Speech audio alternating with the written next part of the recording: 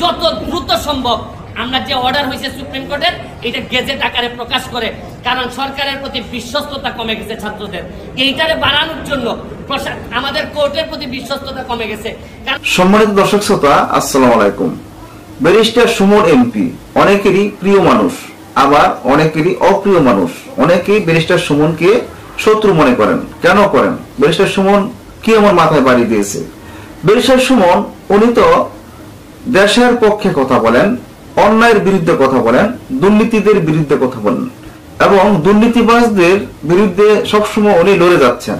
তাহলে কেন ব্যারিস্টার সুমনের কিছু কথাবার্তা আলোচনা করলে আপনারা ব্যারিস্টার সুমনকে দালাল বলেন এবং ব্যারিস্টার সুমনের পক্ষে যারা কথা বলে তাদেরকেও দালাল আপনারা বলে থাকেন? এই কমেন্টের মাধ্যমে অনেক কিছুই বলেন, কিন্তু এই ধরনের কথাবার্তা কেন বলেন? আরে ভাই, আপনারা একবার চিন্তা করে দেখেছেন যে ব্যারিস্টার সুমন যতটুকুই করতেছে, যতটুকুই উনি এই দেশের জন্য লড়ে যাচ্ছেন, দুর্নীতিবাজদের বিরুদ্ধে কথা বলে যাচ্ছেন, ওনার সততার কারণে যারা ব্যারিস্টার সুমনকে ভালোবাসেন না, ব্যারিস্টার সুমনের বিপক্ষে কথা বলেন, তারা হয়তো ব্যারিস্টার সুমন যেই দল করেন আপনারা সেই দলের নয়, আপনারা অন্য দলের মানুষ। এখন একটা কথা কি, যারা যে দল করে তারা তার পক্ষে কথা বলবে, কিন্তু আপনারা যে দল করতেছেন আপনাদের প্রিয় মানুষের দল করতেছেন, সে হোক ভালো হোক খারাপ, তাদের পক্ষে আপনারা কথা বলবেন, তাদের বিপক্ষে কথা বলবেন না। আজকে ব্যারিস্টার সুমন উনি তো মানুষের কখনো খারাপ কামনা করেন না, উনি সবসময় মানুষের ভালো কামনা করেন।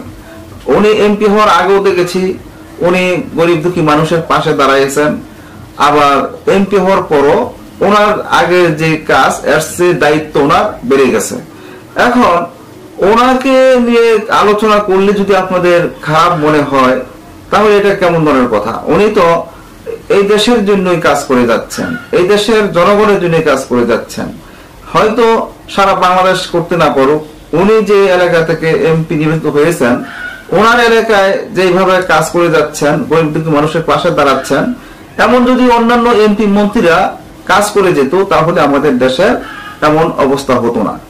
আজকে ব্যারিস্টার সুমন কোটা সংস্কার নিয়ে কিছু কথা বলেছেন, যে কোটা সংস্কার আন্দোলনের পরে আদালত কি রায় দিয়েছেন, সেই রায় দেওয়ার পর ব্যারিস্টার সুমন কিছু কথা বলেছেন। সেই কথাগুলো আমরা ব্যারিস্টার সুমনের মুখ থেকেই আমরা শুনে আসবো। প্রমাণিত হয়েছে যে অধিকার 18 সালে মাননীয় প্রধানমন্ত্রী ছেড়ে দিয়েছিলেন, যেটা গেজেট করে বাতিল করা হয়েছিল, আপনারা এই অধিকার কেউ কেউ ফিরাই আনতে গিয়া আজকে এত বড় একটা দুর্ঘটনার পতিত হইল। সবই ঠিকঠাক মতো হইল। আপনারা এই মঙ্গলবারে এই জায়গায় দাঁড়াইয়া বলছিলাম যে প্রধান বিচারপতির রায় পর্যন্ত একটু ওয়েট করেন।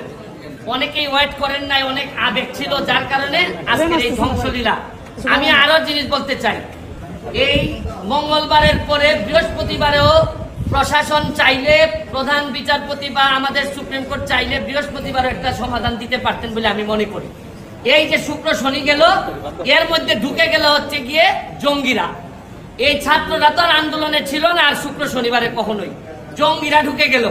আমি আর এর ভিতরে আরেকটা জিনিস বলতে চাই, আপনারা দেখেন যে অলরেডি আপনারা তো সংবাদ সম্মেলনে আছেন, আর ওইদিকে প্রায় 826 জঙ্গি, সে 80টার মতো রাইফেল নিয়ে ও কোথায় যে ঘুরে বেড়াচ্ছে। আচ্ছা, আপনারা কি মনে করেন যে কোটা আন্দোলন যারা, এরা নিরীহ, এরা হচ্ছে গিয়ে আমাদেরই সন্তান? তারা তো সংস্কারের কথাই চাচ্ছিল, সরকারও সংস্কার চাচ্ছিল। মধ্যখানে এই ঝামেলাটা হয়ে গেল মিসআন্ডারস্ট্যান্ডিং, এবং এই সুযোগটা নিয়ে নিল জামাত বিএনপি, সুযোগটা নিয়ে নিল হচ্ছে জঙ্গিরা। এখন আমি মনে করি এই সরকারের প্রশাসনও, যারা বয়স্ক যারা আছেন, তারা এই তরুণদের যে সেন্টিমেন্ট এইটা বুঝতে পুরোপুরি ব্যর্থ হয়েছেন। তারা তাদেরকে একদম লাইটলি নিছেন, তারা ভাবছেন যে এরা একটা লাইটলি একটা বিষয়, এবং এইটার ব্যর্থতা আমি মনে করি এই প্রশাসনের আছে। কারণ এখানে হাজার হাজার মানুষ এখন নতুন চিন্তার মালিক, এরা নতুন নতুন চিন্তা করে, এরা সারা পৃথিবী দেখে অভ্যাস। আপনি জানেন যেখানে 18 সালে এরা পথে নেমে আসছিল, এখন আবার যে ঘটনাটা ঘটলো, এটা প্রশাসনও চাইলে আরো কন্ট্রোল করতে পারতেন। এবং আরেকটা ব্যর্থতা আছে, আমাদের যে এই সরকারের বিরুদ্ধে দেশি বিদেশি চক্র, এরা অ্যাক্টিভ, তারা চায় এই সরকারকে বিপদে ফেলতে।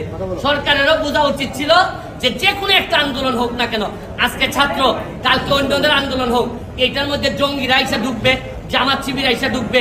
এইখানে প্রশাসনও ব্যর্থ হয়েছে এটা বলতে আমি অ্যাড্রেস করতে ব্যর্থ হয়েছে।